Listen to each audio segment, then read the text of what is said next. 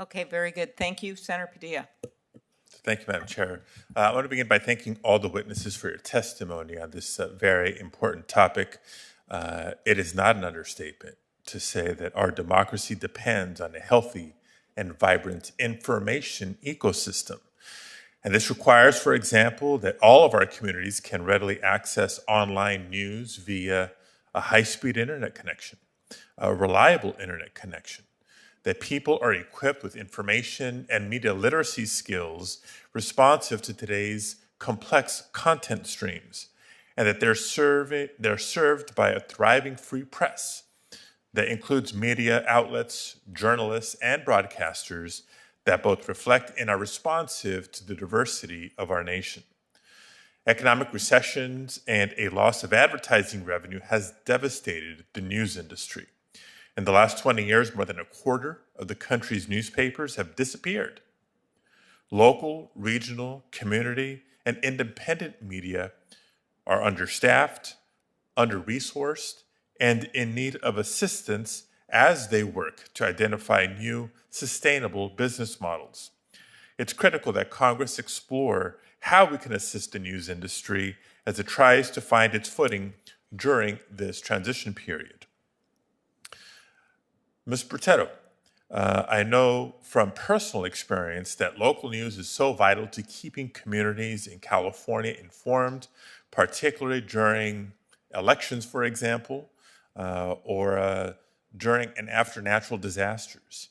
You touched on it during your opening statement, but can you discuss what's at stake if local and community-facing news outlets disappear, particularly when it comes to our democracy or public safety?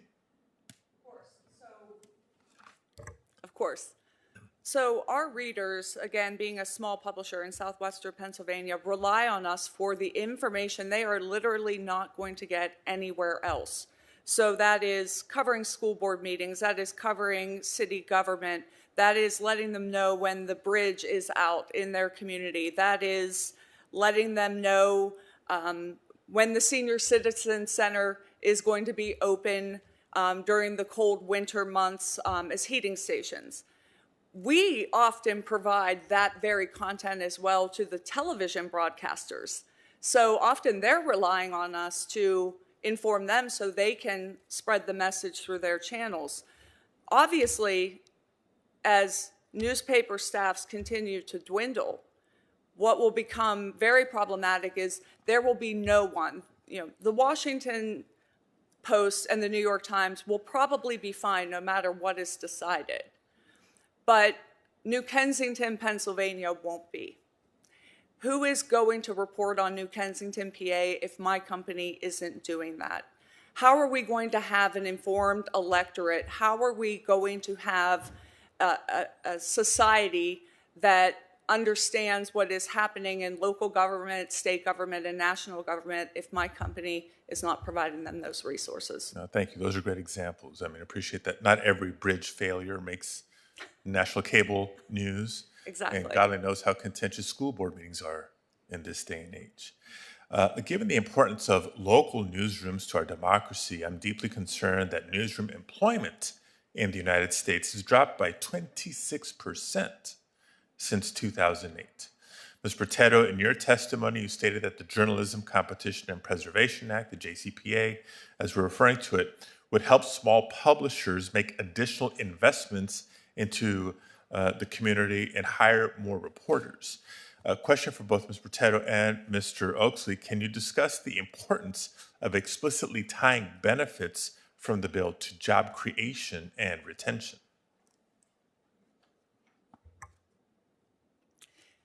Presently, in our company, about $7 million is paid out in salaries to journalists on staff.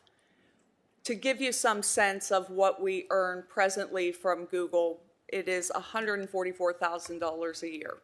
So I really feel I'm starting at zero, and any additional monies that could come in could certainly help to keep reporters on so we can stop this decline, because it's astronomical, the number of reporting positions I'm seeing leave our market. I also think that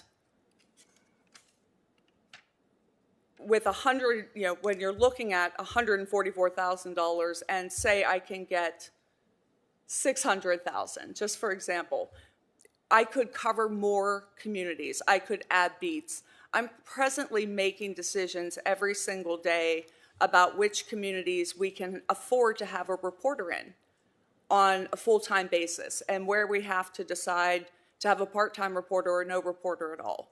Any additional economic relief to help me avoid those decisions would certainly be welcome. Mr. Oxley?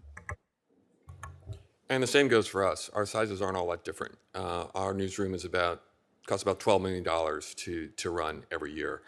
And what we're finding is more and more has to be switched to the digital side, even though the digital side really doesn't make us money. At best, over the years, we've broken even.